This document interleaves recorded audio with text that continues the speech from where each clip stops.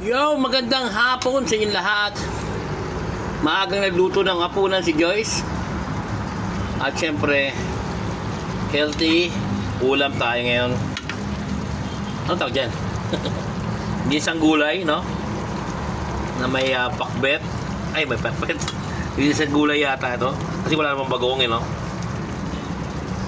May okra. Pakbet ba yan? Pakbet, the Great Joyce version. Yan.